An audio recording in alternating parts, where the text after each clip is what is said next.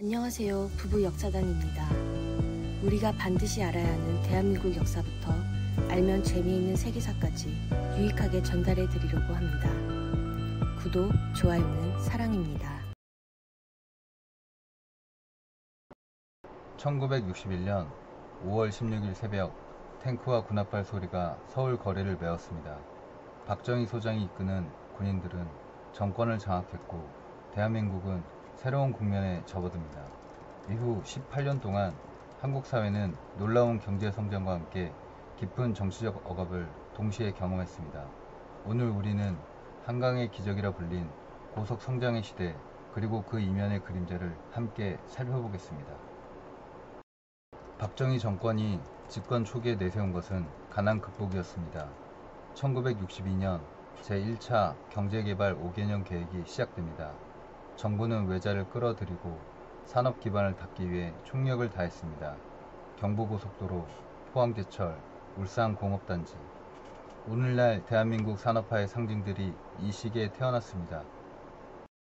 수출은 1960년대 초 3천만 달러 수준에서 1970년대 말에는 150억 달러로 폭발적으로 증가했습니다. 이른바 한강의 기적이라 불린 기적같은 성장. 하지만 이 기적의 뒤에는 낮은 임금, 장시간 노동, 그리고 산업재해에 시달린 노동자들의 희생이 있었습니다. 경제 성장의 빛과 민주주의의 그늘은 이때부터 공존하고 있었던 것이었습니다. 1965년 한국 사회를 뒤흔든 사건이 있었습니다. 바로 한일 국교 정상화. 일제강점기의 상처가 채 아물지 않은 상황에서 박정희 정부는 일본과의 협정을 밀어붙였습니다.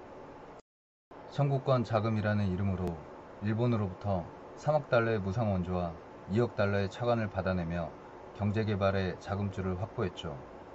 이 돈은 경부고속도로와 포항제철 같은 산업화의 기반에 사용되었습니다. 그러나 국민 감정은 달랐습니다. 역사적 배상 없는 경제협력에 분노한 대학생들과 시민들은 거리로 나섰고 대규모 반대 시위가 일어났습니다. 박정희 정부는 경찰력을 동원해 강경 진압했지만 이 과정에서 정부와 국민의 간극은 더 커져만 갔습니다. 1960년대 중반 박정희 정권은 베트남 파병을 결정합니다. 1964년부터 1973년까지 약 32만 명의 한국군이 베트남 전쟁에 참전했습니다. 이 결정은 단순한 국제협력이 아니었습니다. 한국은 미국으로부터 경제 원조와 군사적 지원을 약속받았습니다. 또 파병을 통해 벌어들인 외환은 국내 산업화에 중요한 자금이 되었습니다. 하지만 그 대가로 수많은 젊은이들이 전쟁터에서 목숨을 잃었습니다. 또한 베트남 민간인 학살 문제는 지금까지도 한국 베트남 관계에 남은 아픈 상처로 이어지고 있습니다. 1972년 박정희 정권은 다시 한번 큰 변화를 맞이합니다. 바로 10월 유신. 대통령 직선제를 폐지하고 통일주체 국민회의라는 간접 선거 제도를 만들었습니다. 헌법은 개정되어 대통령에게 종신 집권의 길을 열어주었습니다. 국회 해산, 긴급조치 발동, 언론 검열, 민주인사 탄압. 대한민국은 사실상 유신 독재의 시대에 들어섰습니다.